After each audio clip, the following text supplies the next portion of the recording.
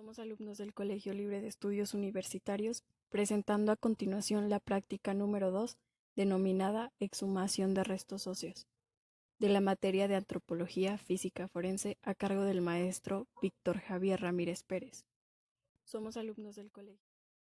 El equipo está conformado por Maraí González García, Jennifer Martínez Cuevas, María Guadalupe Pacheco Peralta, Jessica Violeta Santiago Méndez y Alexia Estefanis Ibaja Sánchez. Búsqueda de restos óseos en fosas. Justificación de esta práctica es que se debe conocer la metodología y técnica arqueológica de excavación de una fosa para tener óptimos resultados de la investigación. El propósito es que el alumno desarrolle los conocimientos teóricos adquiridos en la clase en forma práctica. En virtud de que los restos óseos suministran menos información sobre las víctimas y las circunstancias de su muerte que el cuerpo completamente preservado, la correcta recolección de la mayor cantidad de evidencias de la escena del crimen sobre las condiciones ante-mortem y post-mortem de la inhumación y su relación con los artefactos asociados al cuerpo constituyen el primer paso en el proceso de identificación. En primer lugar, el investigador debe saber localizar el lugar de enterramiento, excavarlo sistemáticamente, determinar si los restos son humanos o animales, establecer el número mínimo de individuos, las causas de muerte, juzgar sobre el tiempo transcurrido a partir de la inhumación y los procesos tafonómicos sufridos por los restos. Finalmente, diagnosticar los principales parámetros que caracterizan su biografía biológica ante-mortem u osteobiografía, como por ejemplo sexo, edad, lateralidad, ancestros y estatura. En virtud del siguiente apartado hablaremos sobre la tipología de. En este apartado aprenderemos a diferenciar los distintos modelos de enterramiento denominados fosas, ya que en estos vamos a trabajar y por lo tanto es de gran importancia tener el conocimiento de sus diferentes. Cuando hablamos de una fosa individual, es aquella que contiene en su interior un solo individuo. Por lo tanto, una fosa común es aquella que contiene más de un individuo. Estas también pueden sufrir remociones cuando se reutiliza la misma área para inhumar posteriormente a otros individuos. Cuando hablamos de una fosa aislada o fosa adyacente, es cuando no se encuentra en contacto con una más cercana. Y una fosa primaria, la que ha contenido al cadáver desde su deceso. Se puede determinar si es primaria analizando la posición de los restos, su grado de articulación anatómica, su posición anatómica y la ausencia de alteraciones en una fosa. Cuando hablamos de una fosa secundaria, es cuando un cuerpo ha sido removido del sitio original de enterramiento y posteriormente inhumado en el lugar de hallazgo. Su definición viene dada por el traslado de un individuo previamente inhumado que vuelve a enterrarse en otro lugar, donde finalmente es hallado. También desde un punto de vista más ritual y cultural, se ha denominado a los enterramientos secundarios como habitáculos en los que se han arrojado las partes del cuerpo que han sido desarticuladas, cortadas, etc. Las fosas perturbadas o alteradas son aquellas fosas primarias que pueden haber sido alteradas por acción humana, animal o natural. Generalmente se llama perturbada cuando la acción ha sido producida por animales, la vegetación o los movimientos naturales del terreno y alteración cuando la acción es producida por el hombre de forma accidental o intencional. Las fosas. Cuando hablamos de una fosa diacrónica, hablamos de fosas encontradas que han sido construidas en espacios temporales diferentes. Entrarían dentro de lo que denominaríamos como enterramientos primarios, puesto que encontramos el cuerpo del individuo con los huesos en conexión anatómica en un alto porcentaje, y además demuestra la intencionalidad de inhumar al individuo en ese mismo espacio. Así también las fosas sincrónicas, cuando las fosas encontradas han sido construidas en un mismo espacio temporal.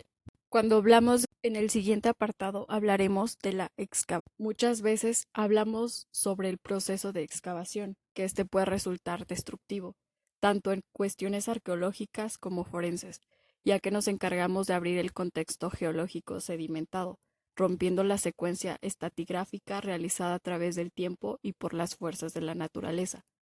Tenemos que tener en cuenta esta posición y afectar lo menos posible al entendimiento secuencial utilizando una metodología adecuada. Nos encontramos en ocasiones con afecciones provocadas intencionalmente por terceros. Estas pueden haber intervenido negativamente en la propia secuencia geológica. Muchas veces, el trabajo de campo en la diligencia de excavación de cadáveres y restos humanos inhumados en fosas clandestinas debe incluir los siguientes datos, como por ejemplo la búsqueda, ubicación, localización, excavación, levantamiento, embalaje y traslado de restos humanos y la evidencia asociada mediante técnicas de la arqueología tradicional aplicada en el campo forense. El trabajo, las actividades que se deben desarrollar para este proceso son la localización y registro de fosas con posible inhumación de cadáveres y restos humanos, dejando constancia de la fecha, hora de inicio y terminación de la diligencia, la ubicación, así como el nombre de todos los que intervengan en la misma. Una vez que se logra un marcaje positivo por parte del binomio canino, el sitio es señalado con identificadores. Así también el uso de perros entrenados en la búsqueda de cadáveres y restos humanos, conocido como binomio canino. Posteriormente o de manera paralela se realiza una prospección del área señalada. Se buscan irregularidades o alteraciones en la superficie del área a excavar. Las actividades también debemos tener en cuenta que es útil el uso de una varilla o sonda metálica en forma de T. Con este instrumento es posible verificar si existen cambios en la densidad del suelo e incluso, si la sonda tiene contacto con el cuerpo, se puede impregnar con el olor del mismo. Al tener indicios de posibles restos humanos, se procede a realizar la excavación. Se inicia con el levantamiento del primer horizonte conformado por los desechos o la basura acumulada sobre la superficie del área a excavar. Es recomendable delimitar el borde de la fosa. La técnica para el registro del control vertical y horizontal varía de acuerdo a las características particulares de cada entierro. También debemos tener como siguiente paso, en los lugares cerrados, se elige como referencia los muros más cercanos a la fosa, constituyendo así un eje X y uno Y. Si es un lugar abierto, se realiza el montaje de una retícula y en el punto de intersección de los ejes cartesianos se toman las coordenadas geográficas con el GPS. El registro de la profundidad de los indicios se lleva a cabo tomando como referencia el nivel original del suelo o marcando un punto Z en una estaca colocada en la intersección de los ejes. La capa de relleno se retira de una sola intención. Para ello se utiliza equipo de excavación, como por ejemplo pala y pico. En ocasiones se recomienda el uso de maquinaria pesada, como una retroexcavadora, pero solo para retirar las capas superficiales hasta 50 metros.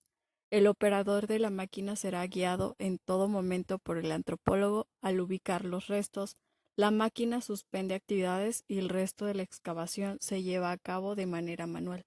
Como consiguiente, al ubicar el nivel de los restos humanos, la excavación continúa con equipo fino, como brochas y cucharillas de albañil, espátulas, recogedores, entre otros.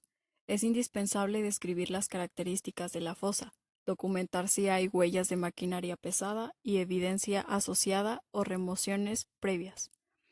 Una vez expuestos los restos humanos y los objetos asociados, se toman datos como profundidad, distancia del eje X y distancia del eje Y de cada segmento que pretenda ser registrado, y por último se lleva a cabo el levantamiento para el traslado al anfiteatro o al laboratorio. Como consiguiente, al ubicar el nivel de los restos, los datos que se deben tomar en cuenta para el registro son, como por ejemplo, la posición, estado de conservación, tratamiento, orientación, profundidad de la extremidad cefálica, pelvis, pies y objetos asociados, así como medición de la longitud total de los restos. La fosa se registra según sus dimensiones y el número de entierros.